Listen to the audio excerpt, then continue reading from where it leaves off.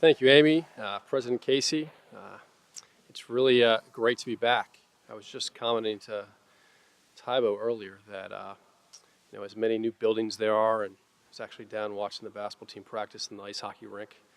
As much things change, they really stay the same. It just always feels like home when you're here, and I'm very grateful to be a Colgate alum.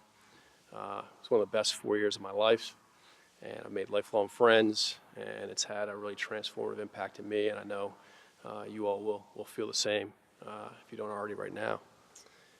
The topic of this discussion is leadership, and I think you probably hear that word a lot, right? Leadership, what's a leader? And if you ask yourself to define what a leader is, probably answer it's someone who influences, whose actions and words inspires others to follow. Some might say it's someone with a lot of skill in a specific area. A lot of times leadership is identified with positions of power, often in the public space. In my work, I've had the opportunity to travel to lots of different places, to witness struggle, and to meet heroic individuals. And in my experiences, the most extraordinary leaders are often found in places that you don't normally expect them. I'll take you back a couple months ago in Israel. Our board of directors each year picks a site to visit. This year, we did Israel. And we had a group with us for about 10 days, and a pretty amazing group of people. We had leaders from sports, from business, from law enforcement.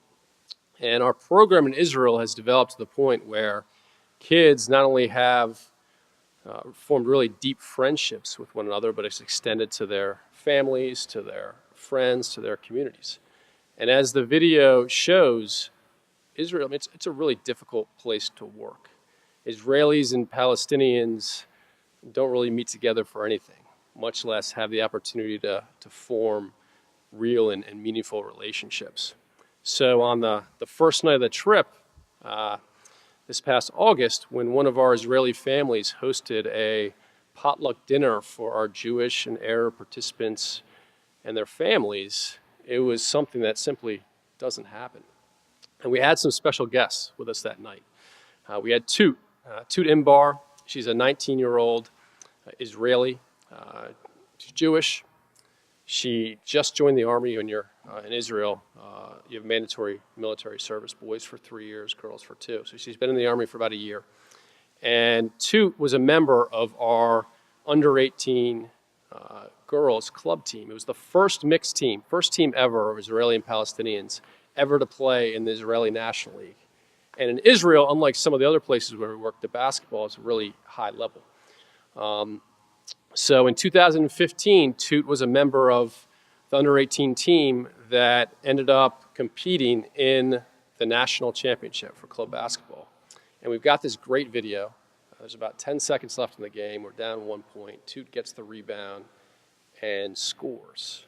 Other team comes down, misses a shot at the buzzer, and we win.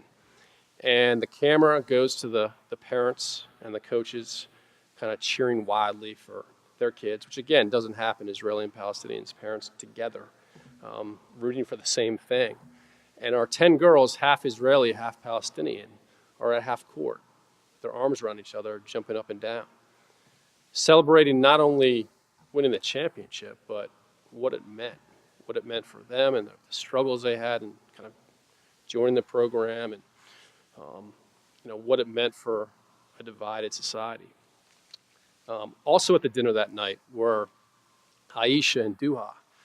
Aisha and Duha live in a Palestinian village right outside Jerusalem, one that has pretty much no interaction with Israelis, with Jewish people. It's also a place where there's pretty much no opportunities for girls to play sports or to go to anything higher than high school. Duha and Toot are now 23, 24. Have been in our program since they were 11, since we started in 2005. They are just finished university. They're the first females in their family to go to university and go to university at all. and they work for us as coordinators for Peace Players and mentor hundreds of girls in their community, in their neighborhood, and showing them that, you know what, girls can play. We can go to school. We can be leaders. Often to the dismay of lots of people in their community, especially most of the men. Rebecca Ross was at this dinner with her family. Rebecca grew up on a settlement, is Israeli, comes from a very right-wing family. Growing up, before she joined Peace Players about 3 years ago, she had never talked to an Arab, and she hated him. She wanted him dead. Wanted no part of it. And she kind of accidentally joined Peace Players as a coach. And over the course of her year with us, her mindset shifted completely. She started coaching our girls, started developing really strong relationships with them, started going to their houses, started meeting to get to know their families, and got to the point where she was going back to her friends, being like, this is what I'm doing, and this is what I used to think, this is what I think now, and you're wrong. And she lost friends, lost family, stayed with us. And at this dinner, she had her parents with us too. And her mom was there, and she had never before talked to another woman, another Palestinian woman with a burqa. And she was a little bit hesitant, but everyone was friendly there, so she reached out and had this hour-long conversation with this Palestinian woman.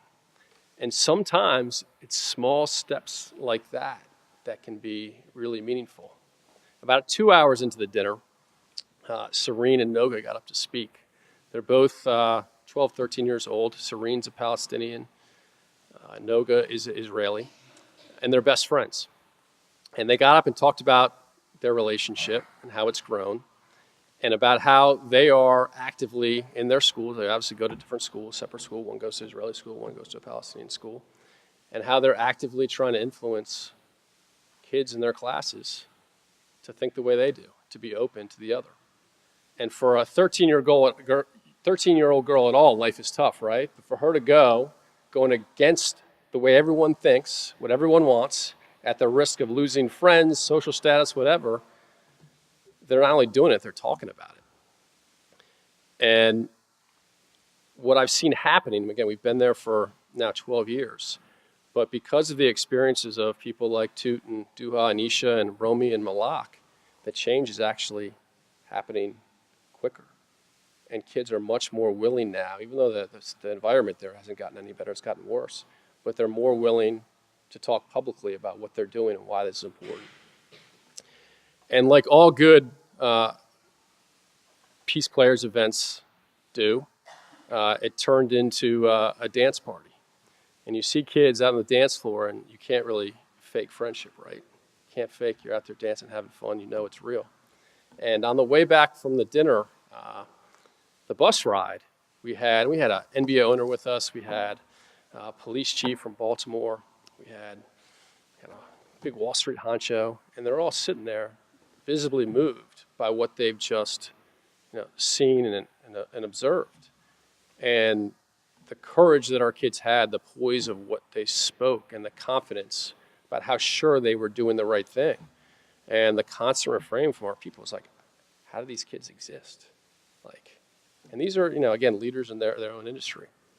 The next day, we went to the Jewish Holocaust Museum, which obviously is a pretty powerful place. And the first stop was the Garden of the Righteous that honored non-Jews that showed terrific courage during the Holocaust to help Jewish people and save Jewish people. And she told us a story of Irina Sendler, which I had never heard.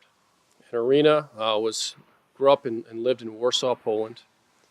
She was in her mid-20s when the Nazis invaded Poland. She was a social worker, and she organized an effort to save Jewish infants and children from the Warsaw Ghetto. So for 3 years, she organized this big network. She went in herself. She snuck out kids. She placed them with non-Jewish families. while the parents were bound for one of the concentration camps. And finally, she was captured, and she was imprisoned, and she was sentenced to death. And she was the one person, she'd been really smart about how she organized the effort. She was the one person that had all information about the kids' names, the families that they had come from, where they were, the families that were hiding them, and the other individuals in her network. And for 3 weeks, she was tortured. Broke her arms, broke her legs, beat her mercilessly. She never gave up the names. If she had, kids, families, network, all would be dead. The resistance bribed a German officer. She escaped. They knew they came after her. Nazis were looking for her. And yet, she didn't go anywhere. She hid, but she stayed in Warsaw. And for the rest of the war, she worked to continue to hide and save kids. And then after the war, because she hadn't died, because she hadn't given up the list, she was able to place the kids that she had saved from going to concentration camps back within kind of relatives, even though most of the parents were dead. And you think about that and the courage and the righteousness which she had. And I was thinking to myself, like, could I do that? Would I do that? I mean, I don't know the answer. I kind of fear the answer. But as we work with our kids, I mean, my most important job and our organization's most important job at Peace Players is to find and develop and support these kind of righteous leaders that can live like Irina did. And that's what our girls in the video, that's some of the girls of some of the stories that I told you, that's what they're doing. Because in today's age where it seems like our leaders are failing us, our institutions are failing us, it's up to individuals to have the courage, see each other as human beings, stand up for what's right. And if that doesn't happen, our biggest challenges are just going to get worse. They're not going to get solved. So to me, that's what a leader is. On that note, I'll bring you up Matt.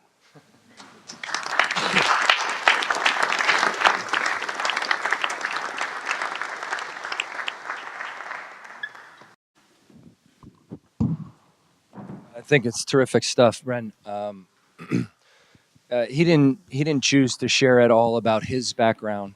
When I was hired in April of 2011, shortly thereafter, I went to a lunch in New York City with a handful of significant Colgate athletic people, people who had supported the program, supported athletics, and Brendan was part of that group. I hadn't met him previously, but it was my first introduction, and he shared a little bit about the history of Colgate basketball and his experience. He was a part of the last championship teams over 20 years ago, not to date you, Bren. And then, so that was a very formal setting and one that I was nervous and just trying to take in information.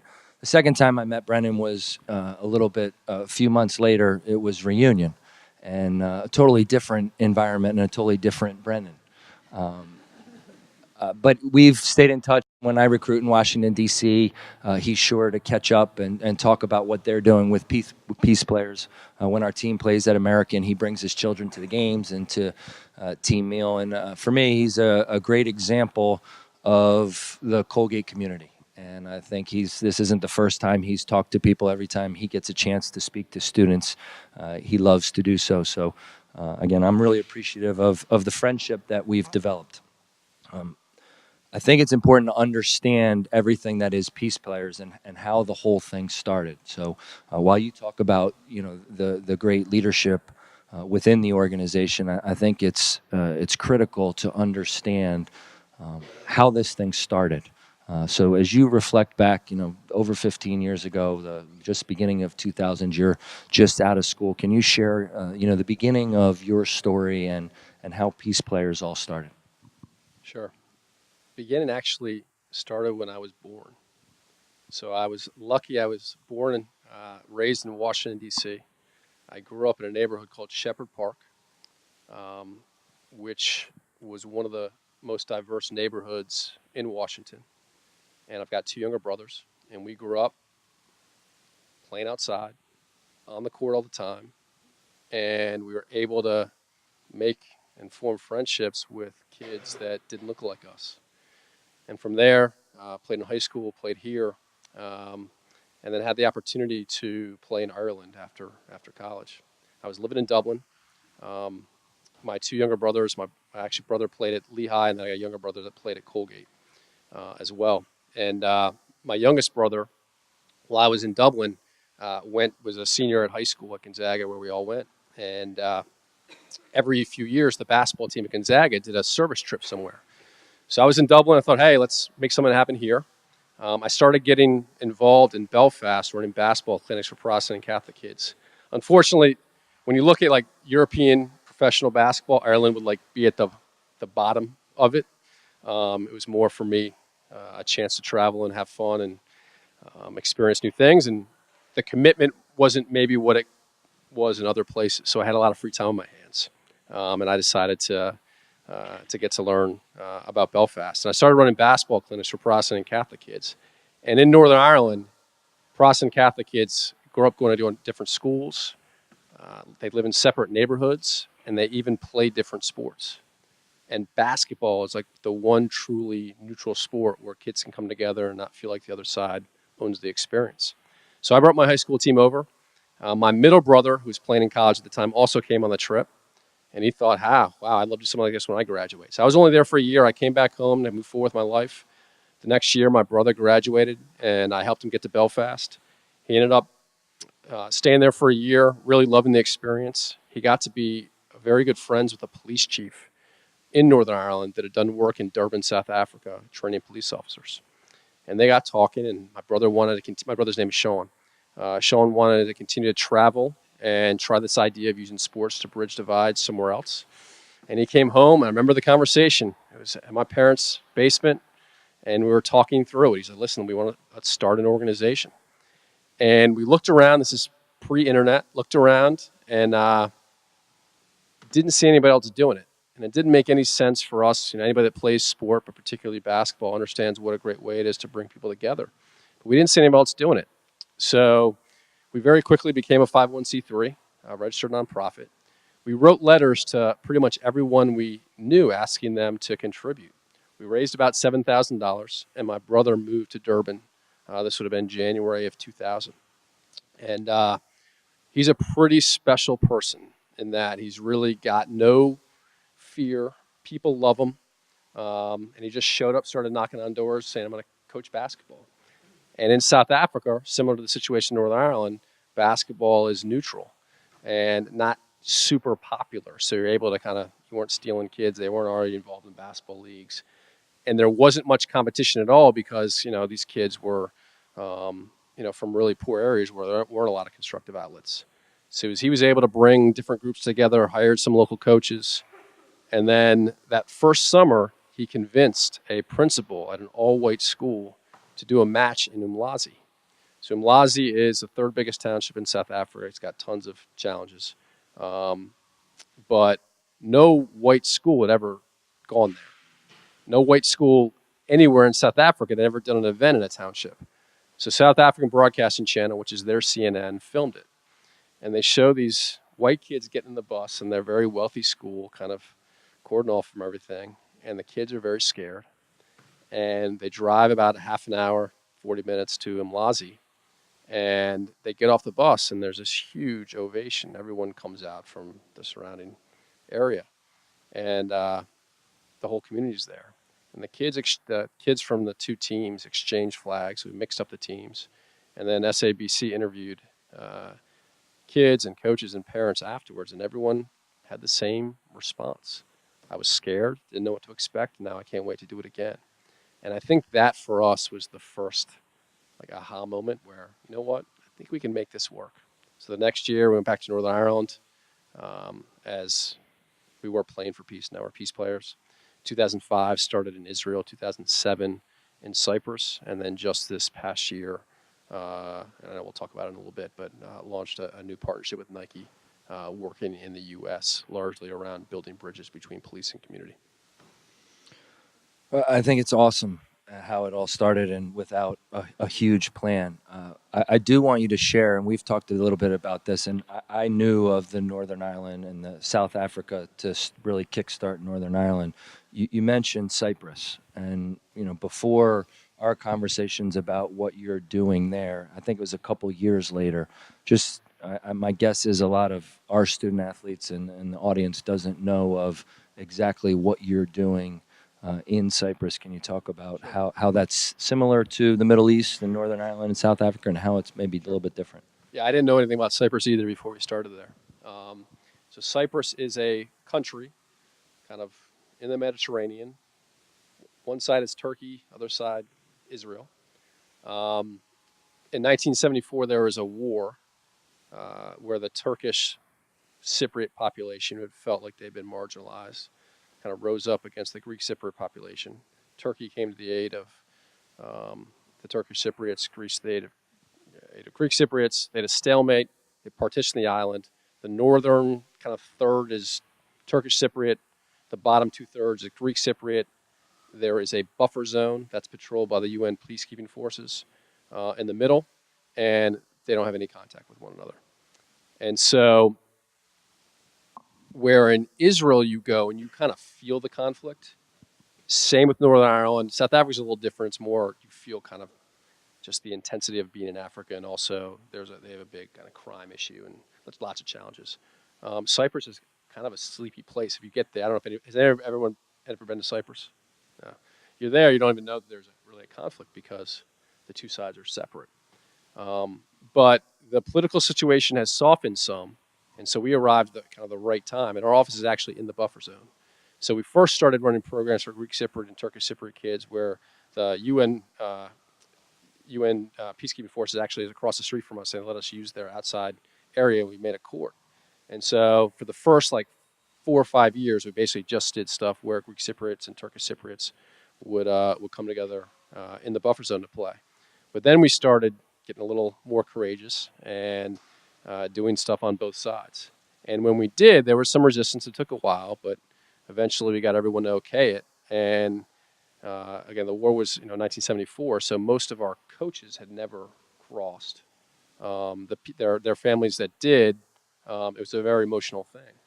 And so now that's become a regular occurrence where kids are going to both sides. I mean, one of our big efforts, and this is why it's great because sport is such a great platform, is making things happen that weren't happening before. You're almost like making it okay. So the fact that we started doing this, kids started comping, people started paying attention, and it made it okay for other things to follow off on that. So now crossing is still tough, but it happens a lot more regularly. I'm not trying to claim that we're the reason for that, but it's definitely been, it was kind of a Kickstarter. And one of the things that you learn real quick is you have this idea around conflict and using sport to bring people together. And you might have similar dynamics between groups that don't like each other, but each environment is completely different. And you have to know that. And you also have to understand that in order for these programs to be successful, to be meaningful, it couldn't be me, couldn't be my brother, couldn't be Americans that are running them. It had to be people that are from these communities that grew up there, that have the local credibility, that know how, that'll be there long term. And so, what I'm most proud of everything that's happened is if you go to these places and you talk to the people involved, they own it. And I think that's one of the big mistakes that especially the Western world makes, is sometimes we think we've got all the answers and the abilities and the solutions. Our job is kind of maybe coming up with the idea and finding the right people, but the essence of what happens in all these places are based on the people that are running it there. And that's why I talk about my job is kind of helping to find and support the righteous leaders. I'm not necessarily one. I'm not taking a huge risk. I mean, I've got in my safe community, but we're asking and going to bat with people who are really putting themselves in tough situations to do what's right. And so our job is, again, to find them, support them, And the best thing that happens is now they own it. Along those lines, as you know, just over 15 years, you went from two, just you and your brother, to now over 100 full-time people, and have done work in 20 countries and on five continents, and getting international awards and ESPYS, and as you reflect back, and I think in our conversations, what you just touched on is a big part of that answer.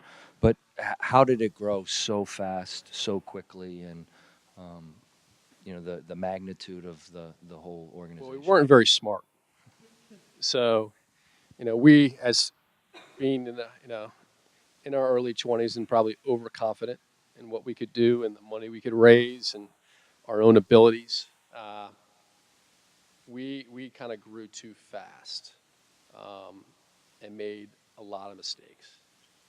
So if I had to do it all over again, I'd probably do it the same way just because I love where we are. But we came very close to not existing, to having to shut down several times. So I think the idea is really good. I think the ability for that Sean and I knew we had to take a step back, that if we were identified as being peace players, it would never work. So the fact that other people have taken it on has enabled it to grow. I think understanding that, and now we're basketball and it's soccer and some other sports too, but no matter what you're doing, kids come for the sport. They come for the fun. They come to get better. If you try to make it too quickly a program about peace, they're going to not come back. And so, understanding on the front end, you had to make these experiences and these programs like the best sports programs in the area. Understanding that our main goal isn't necessarily about creating the best athletes, or players, but that experience had to be really good. And then we were very lucky to run into Chad Ford, who's a big ESPN draft analyst who also does work with this conflict transformation group called Arbinger. And we have been searching for a while to figure out, okay, we know we can do good sports. We know these kids are having fun experiences and developing positive relationships, particularly on the court. But how do you make it stick? How do you get parents involved? And how do you build young people as advocates? And so we've worked with this group, Arbinger, for the last, I don't know, 7 or 8 years to develop a training program for our coaches, a curriculum for our kids, and now even a way that we just run our company overall.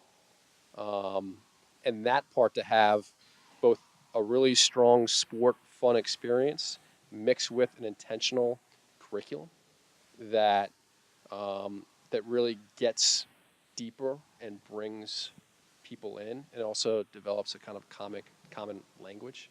And so what's really neat now is when we see our kids from all of our sites, we do a lot of exchanges now. So all our programs are kind of every day. Our kids are in it every day.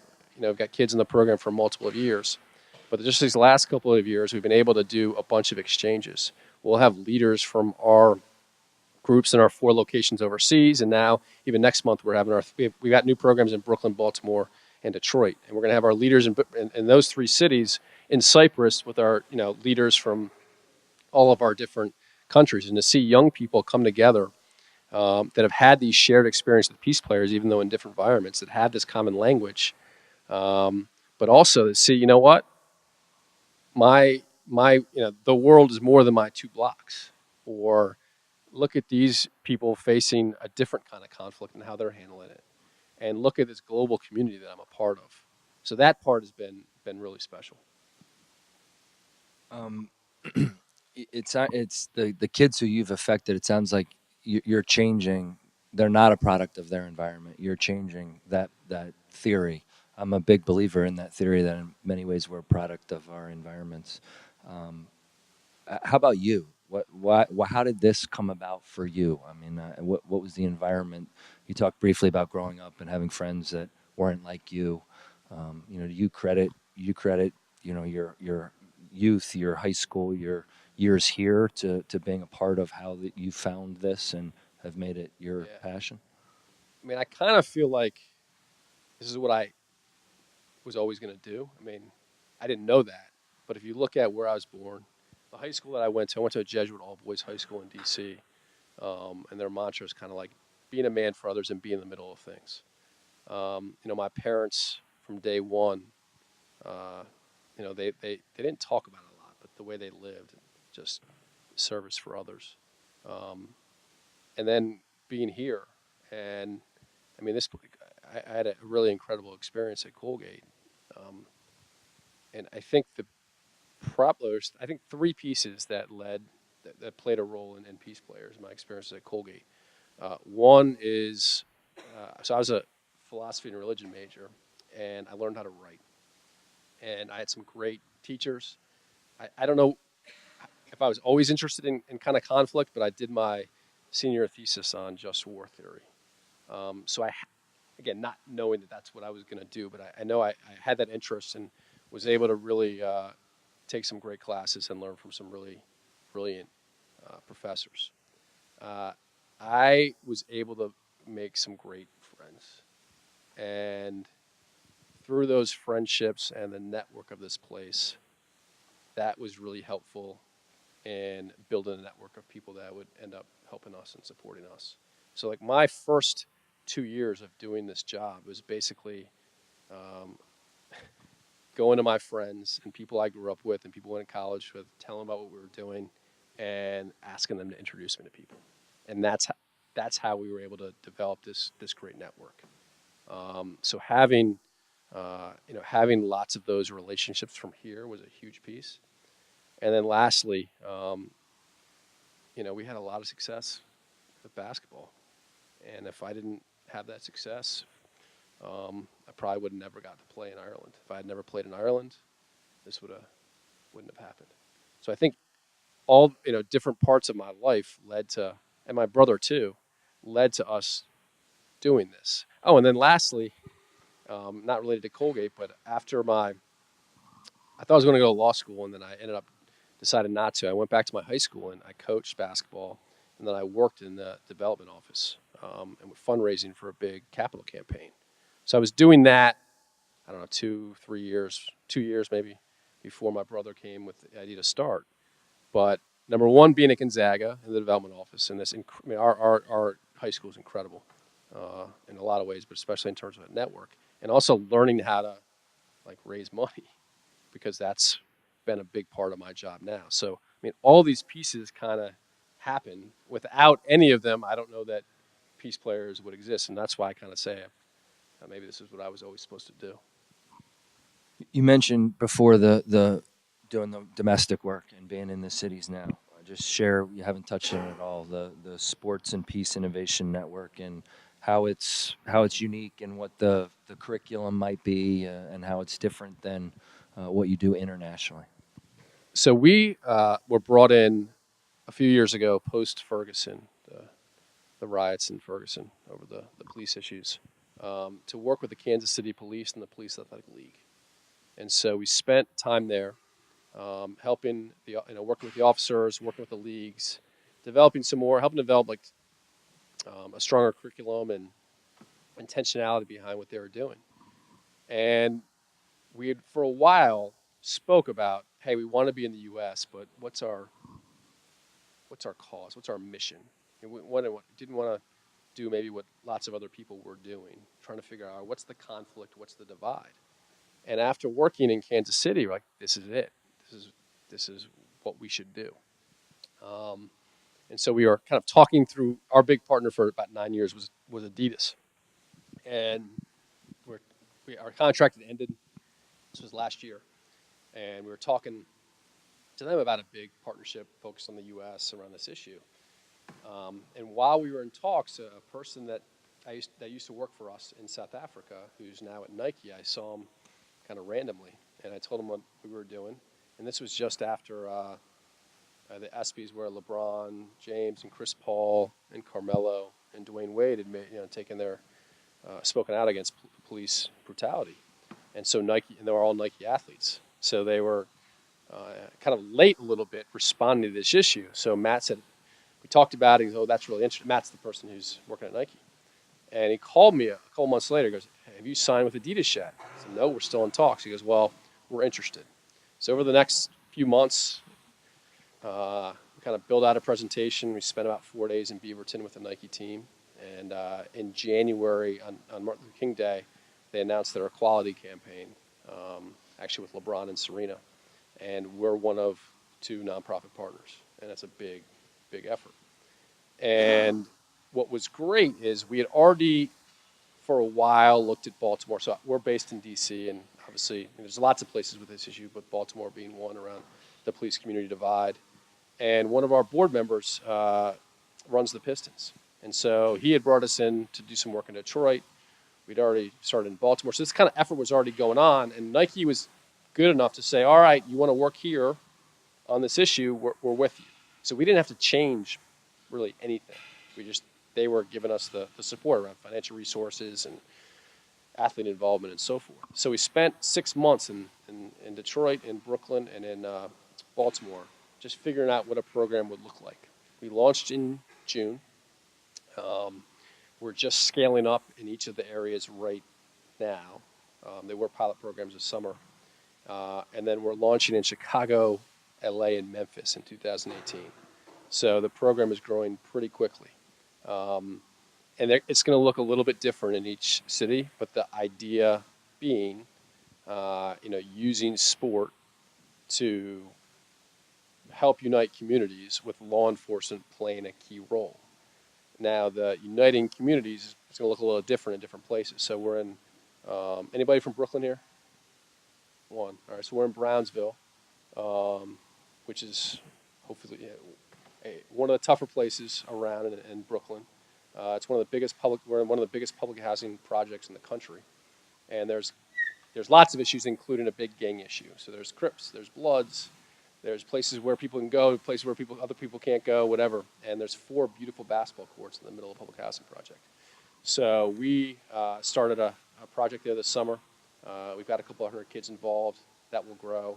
So the first effort is around bringing kids together from the housing project that normally wouldn't feel comfortable at all being together and kind of getting the okay from the powers that be. And again, using sport to bring all these different folks together.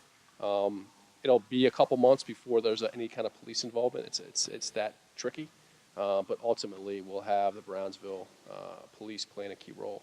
In Baltimore, we're actually going in with the police in a place called Park Heights. So each city is going to look a little bit differently. We're going in there with local leadership. But even what I think now these programs will look like, it's probably going to change. I mean, you can think I think this goes for any business venture. You might have a business plan. You might have everything well thought out. You might even have funding there. But once you start working, once you start going, you better be prepared for it to change, because it will.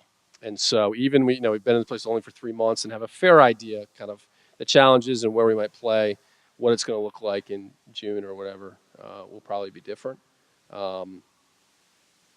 But unfortunately, our country's pretty divided in lots of ways, and this is one. This is one I think we're uniquely capacitated to help address. Talking about the police community divide and connection, and also one where people are kind of just throwing up their hands and saying, "I don't know, it's their issue. It's their issue." Well, no, you got to take ownership for yourself, and we're not taking sides here. And obviously, there are some structural issues that are not sound. But our effort is to use this game and this sport to really help people see that actually they're a human being. And I have the power to react and act. I'm not being made to do anything. But I'm really happy and proud because, again, we've been talking about it for a while. This is our home. And I think we can be some great service here. I'm excited for you. As you've been to so many places and some troubled places, met some great people. As you look back on, the last number of years, you have a greatest lesson learned. You have something that sticks out that you would say above everything else. This is the core of what I've learned. This is what you need to do. Yeah, I think it ties into not making it about yourself and also, no matter what you do, understanding what motivates others. So, whether you're talking about managing people, you're talking about raising money from people or building partnerships, if you make it about what you want and almost look at the other as an object or a way to get that, people are going to see through it. And it's not going to work and you're not going to be successful.